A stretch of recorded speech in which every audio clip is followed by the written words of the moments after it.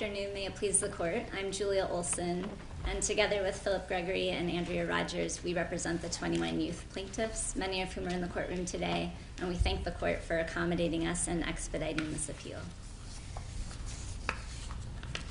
The stay in this case should be lifted, and the case should be remanded for trial for three primary reasons. And I'd like to get through those reasons, and then Judge Hurwitz, I'd like to answer your first hypothetical that you asked, because I think it raises an important issue. The district court made determinations that there were material facts that are in dispute in this case. And being most familiar with the record, the district court decided this case should go to trial, and that would provide the best opportunity for appellate review. We review that determination de novo, with no deference to the district court's determination, correct? Very smart district judge, she made that conclusion. I have two smart colleagues, they're stuck with me. We review all that de novo, correctly? You review the determination of whether there's a material issue of fact to go to trial de novo. So we give no deference to the district judge's determination. Except for with respect to the facts that she has found under the Mendocino case. It seems to me you're here either on summary judgment or a motion to dismiss, one of the two. And we review both of those decisions de novo. Don't you agree? That's correct, Your Honor. However, in the government's brief, they say that there are only conclusions of law with respect to standing and state-created danger, but they actually raise factual disputes. I understand, but the question of whether there are material fact disputes here is one to three of us can decide as without any deference to the district judge. Do you agree? You surely have to. That's Civil Procedure 102, isn't it? I think that the court applied deference to the district court's determination that there are issues in dispute. But this court has a record in front of it, and it can review the facts that are before it.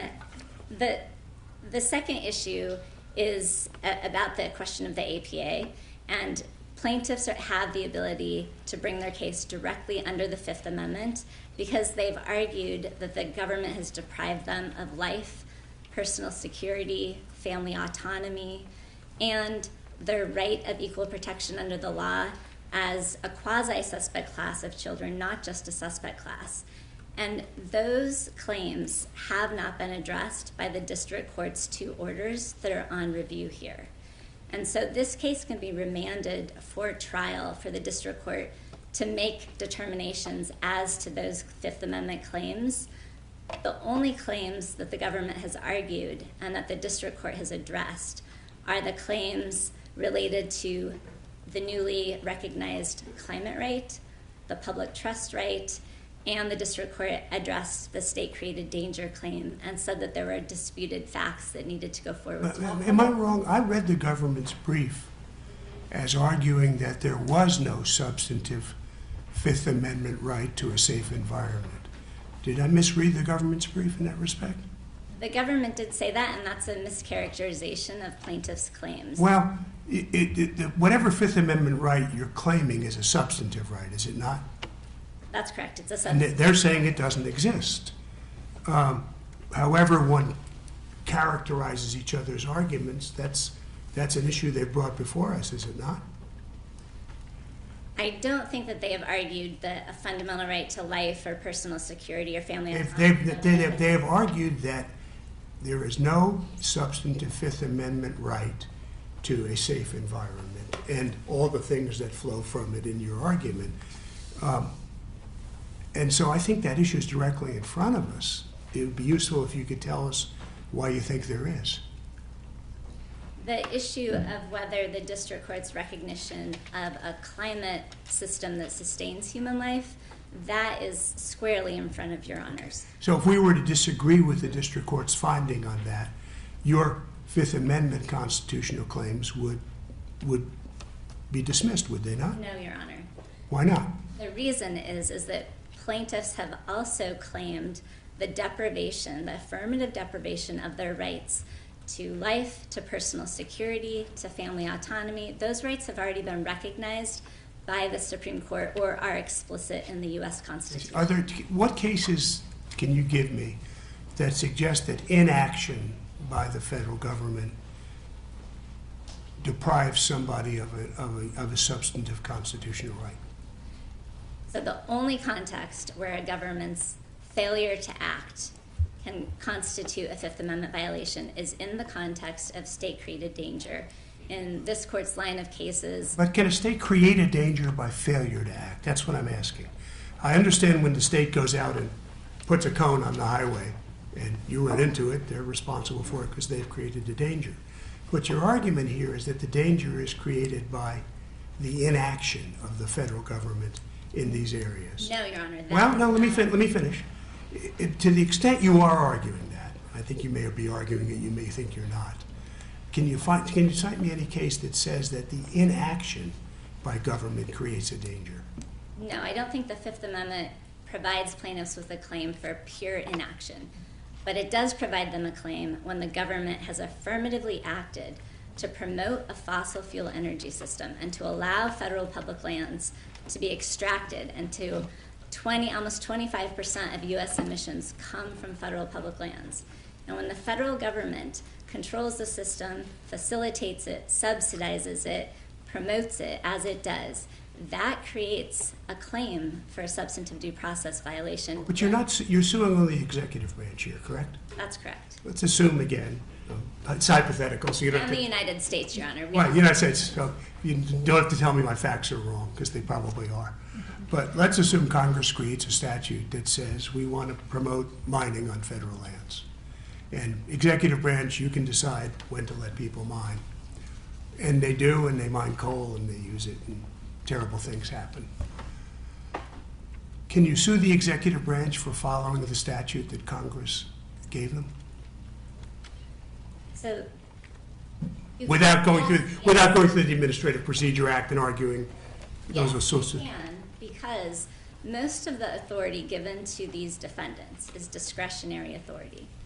So when government uses discretionary authority to perpetrate a constitutional violation and put children in harm's way with deliberate indifference to that harm, and to continue to knowingly promote a fossil fuel energy system, when in the government's own briefs and in the record in this case, they admit that there's a monumental threat to young people. What's your authority for that? The record site authority, Your Honor? Or what's your case site authority for what you just said? So I think this court can look to the County of Sacramento versus Lewis that sets the standard for danger creation claims. And it says that when government's conduct is conscious shocking, which is a deeply factual inquiry, that there can be a substantive due process violation. And then in this court's line of cases, the most recent of which is Hernandez versus the city of San Jose. And that was the case around the Trump rally where the city, the police department, had developed a plan and had policies in place for how to manage the danger that they knew existed. And this court found that the funneling of people into a dangerous situation created a state-created danger claim for those plaintiffs. I thought what we decided in that case was that their First Amendment rights had been violated by the way the government acted. Am I correct about that? No, it wasn't just First Amendment. There was state-created danger that the court found on review of qualified immunity, that those claims could go forward. Let's assume you win. We get to the end of the case. I always like to ask people this, and you're writing the judgment. What does the judgment say? The judgment says that these defendants, through declaratory relief, have violated these plaintiffs' Fifth Amendment rights to life, personal security. And must therefore do what? You're not asking for damages, so tell me what the relief is. So the decree, the injunctive decree that plaintiffs seek, is for the defendants to use their existing authority and the planning mechanisms that are already in place to prepare a national energy plan that transitions the nation away from fossil fuels. And who judges the adequacy or inadequacy of that plan? So Judge Aiken? So, yes, Judge Aiken, but just as in cases like Brown versus Plata and some of the desegregation cases, district court judges can appoint special masters to assist them with the complexities of overseeing the enforcement of their order. And as Brown versus Plata said, what the Supreme Court said in that case is that when a court issues an injunctive decree, it actually has a mandatory duty to retain jurisdiction and oversee implementation. Could the plan that you foresee be undertaken without any congressional action? Yes, Your Honor. In fact, we have expert evidence in the record as to the feasibility of the remedy, the economic viability of a remedy in this case, and there's abundant statutory authority that the executive branch already uses to manage the national energy system that is based on fossil fuels. So you say we would direct the United States, and by the United States, you mean these agencies that you listed? Who are we telling this to? So it's plaintiff's burden at trial to demonstrate the responsibility and the conduct that is infringing the rights of these various defendants.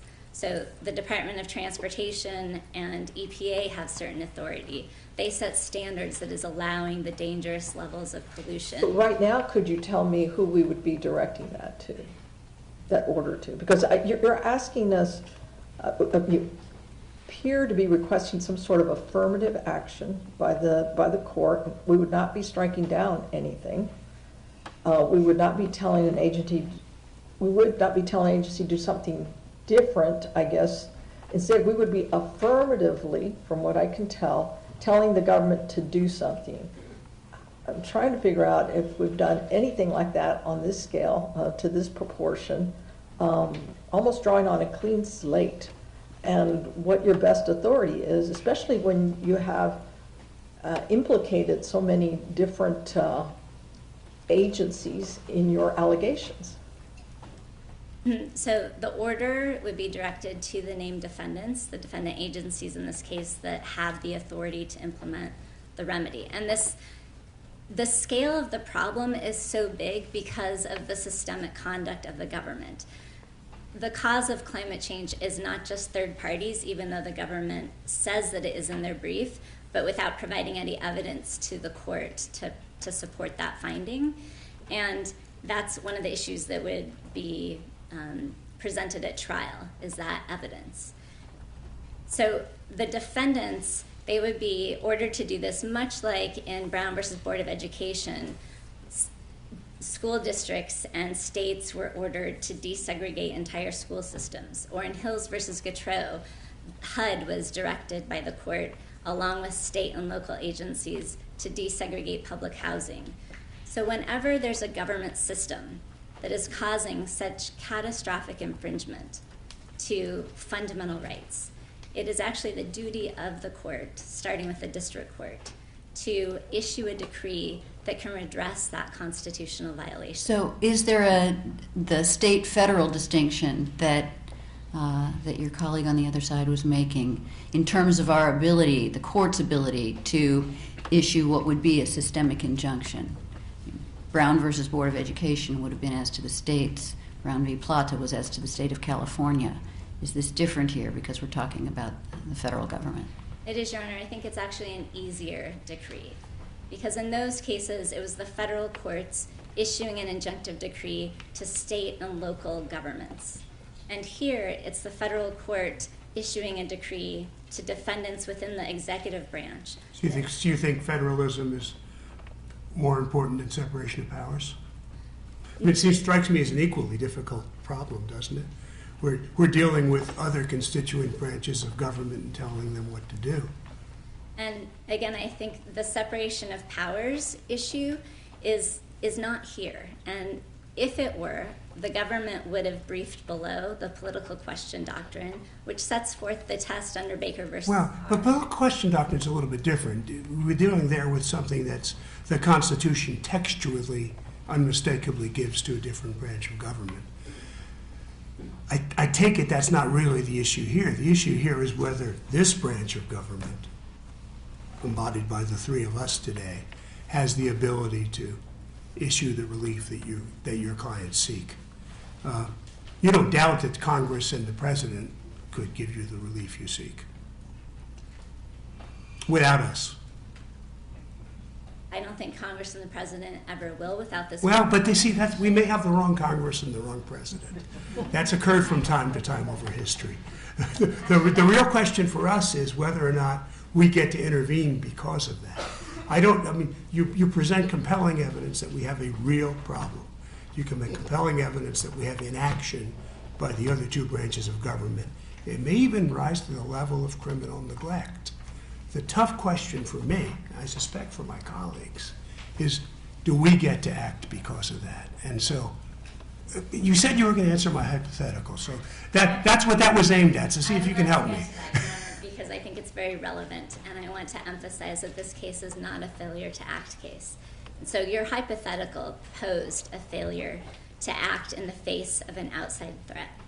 But the threat here is intensely affirmative.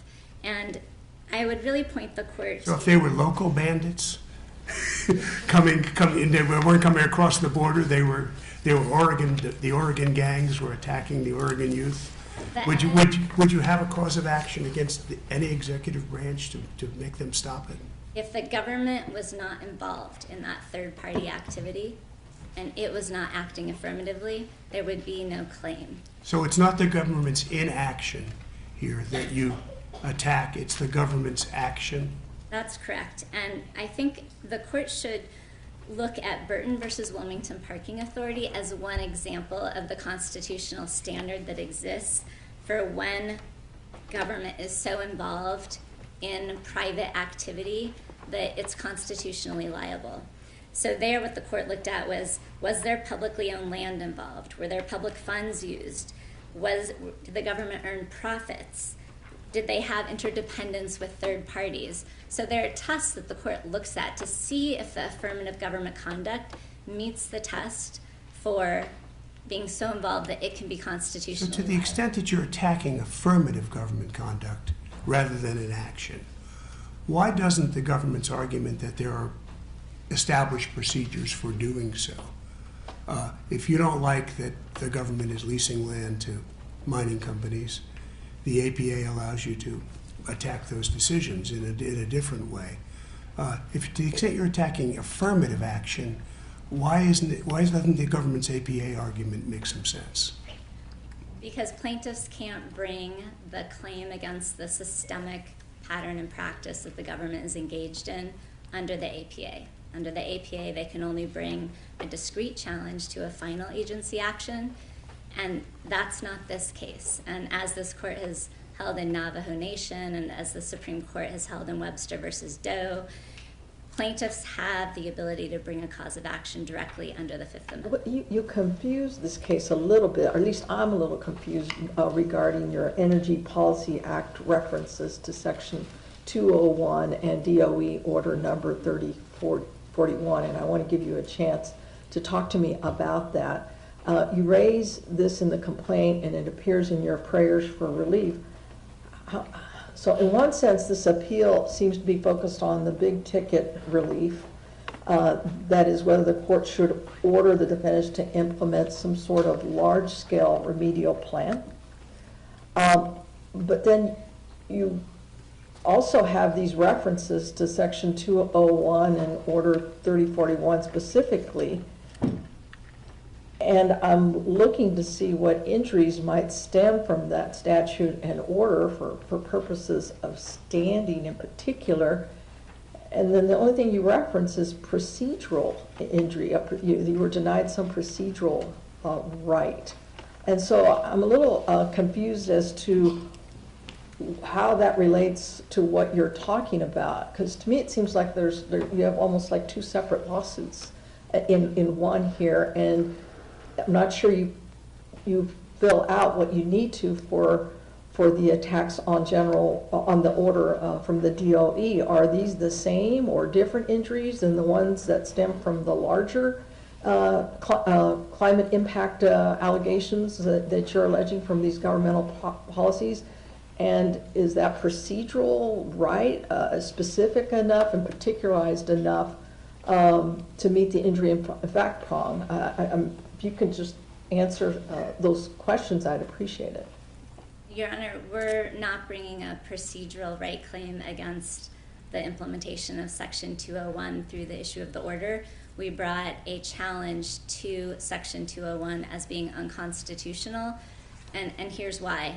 It was the only statutory provision we could find in our extensive review of congressional authority to these agencies that created a mandatory duty to do something that facilitated fossil fuels. And so 201 requires the Department of Energy to grant licenses for export and import of liquefied natural gas without any review. So your position on that is that Congress lacks the power to give the Department of Energy that directive? We argue that that provision is unconstitutional because it's promoting fossil fuels, which are infringing the constitutional rights. But you're also attacking Order 201, correct? No, we're attacking it as a function of the statute's unconstitutional, and therefore. So you're not making any claim that the order is either procedurally or substantively. No, Your Honor. And this issue about Section 201 hasn't been briefed. We'd be happy to provide briefing if it would be helpful. But then on the other one, your argument is that wholly apart from because you're not attacking the action of the Department of Energy, you're attacking the statute. What you're saying is that wholly apart from the action of the Department of Energy, the statute is facially unconstitutional? It's facially unconstitutional because it promotes fossil fuel energy, which is threatening the lives and personal security of these youth plaintiffs. It mandates fossil fuel LNG exports. So it all goes back to your assertion of a constitutional right. It is, and it's, in our view, Section 201 and the mandatory duty to grant entities that ability to export liquefied natural gas is part of the overall fossil fuel system that's operated by these federal defendants. But that was the one non-discretionary law we could find. Every other statute that we've reviewed that facilitates the national energy system gives discretion to these agencies to bring the system into constitutional compliance and deliver energy and provide for energy in a way that... I want to understand your argument about that statute. Your argument is that statute is facially unconstitutional because it promotes the use of fossil fuel. Yes, just Section 201 of the statute. That's the only part of the statute you're seeking to strike. That's correct. Thank you. So, I'm sorry. Go ahead.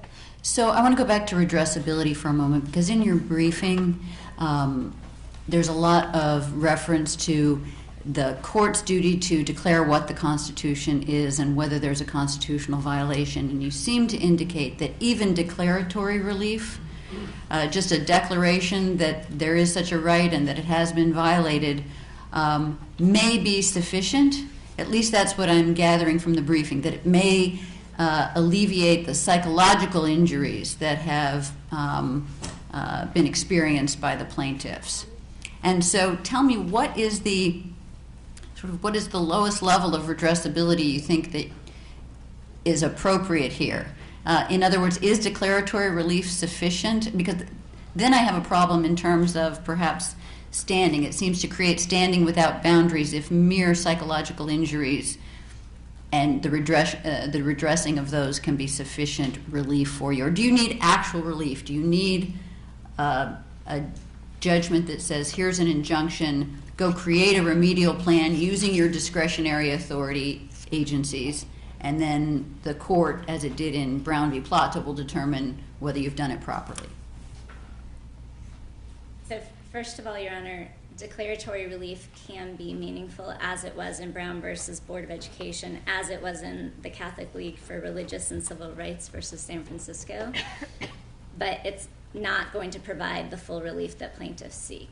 And we do think that a plan that doesn't specify, the court not specifying what the plan would entail or the specific policies that could be used, but merely sets a constitutional standard, as the Supreme Court affirmed in Brown versus Plata with the 137.5% prison capacity number. That again was based on a lot of scientific evidence that the court relied on from the trials below. to determine that that would protect the constitutional rights of the prisoners.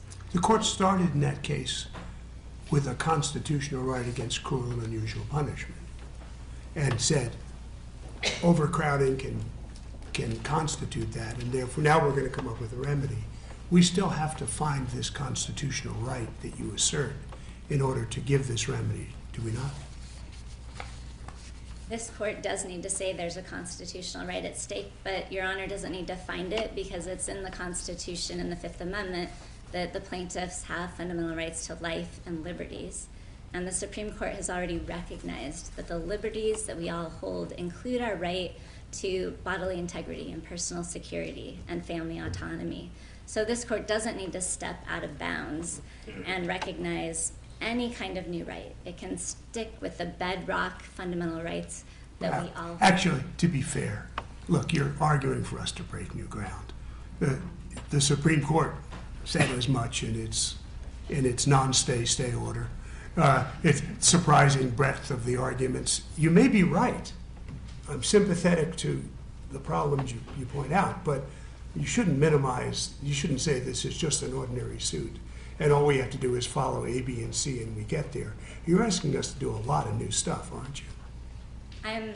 We're asking the court to apply bedrock constitutional law and principles to a wholly new set of facts. And this would be the first time that it would have been done, except for the district court. It would be the first time that it has been done, Your Honor, as to this factual context where the government admits that there's a monumental threat to people and to lives, and that their acts in promoting fossil fuels and allowing for the extraction, all the affirmative things they do, cause the emissions that are a substantial cause of climate change. So I want to sort of starting with redressability. I want to end with redressability here. So how would a declaration here cure the injuries? So one part of the declaratory relief that we seek is to have the government's discounting practices also be declared unconstitutional. I'm sorry, say that, which part? To have the government's economic discounting practices declared unconstitutional, where Dr. Joseph Stiglitz, a Nobel laureate, has explained in his declaration that the government devalues the lives of these young people when making decisions about energy policy and climate policy. So they value them less, and they value adults today more, and they are discriminated against because of that practice. And as the Supreme Court said in Plyler versus Doe, children are special, and while they may not be a suspect class, the court provides a heightened level of review when government acts in ways that is harmful to children. And so declaring practices like that unconstitutional and declaring that their rights are infringed. And what's the authority, I'm sorry for that, do you have a case that you can cite for that? I know you cited to the doctor. What's your best case authority for for this court to strike down that provision? Well, I think in cases like Hills versus Gautreaux, or even Brown versus Board of Education, saying discriminating against a class of people, declaring that discrimination unconstitutional can provide redress. It tells government you can't do that anymore, even where there's no injunctive decree. So we've allowed you more time. I know this is a case of high public interest, but is there any concluding statement? If anybody has any other questions, I'll give you a chance to make a concluding statement. I may, Your Honor, and I appreciate the extra time. So at the courts of Westminster, women and people of different races wouldn't have rights to bring cases. And if we look back on the 20th century, we can see that race and sex discrimination were the constitutional questions of that era. And when our great-grandchildren look back on the 21st century, they will see that government-sanctioned climate destruction was the constitutional issue of this century. And we must be a nation that applies the rule of law to harmful government conduct that threatens the lives of our children so that they can grow up safe and free and pursue their happiness. And that is what the founders intended. So we respectfully request that the court lift the stay and remand for trial. And thank you very much. Thank you.